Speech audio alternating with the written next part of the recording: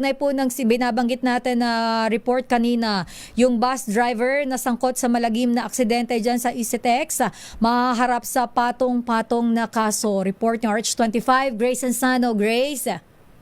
Elaine, good morning. Ngayong araw, inaasahan ng masasampahan na formally ng patong-patong na kaso ang driver ng bus na umararo sa bahagi ng SSX kahapon.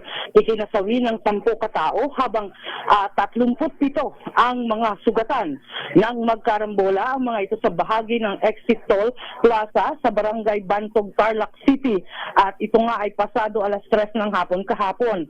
Ayon kay Tarlac City Chief of Police Lieutenant Colonel Romel Santos, nakatasda ng sampahan ng kasong multiple reckless imprudence and resulting to multiple homicide and damage to properties and serious physical injuries. Inaasahang makukumpleto na ang mga ebidensya at statement ng mga biktima. Una nang sinabi ng driver na nakatulog siya at kanina ay na-receive na ng PNP Tarlac City ang isinagawang alcoholic breath test at ito nga ay nag-negatibo naman. Ayon pa kay Santos, tuloy-tuloy ang kanilang pakikipag-ugnayan sa mga biktima ng naturang insidente.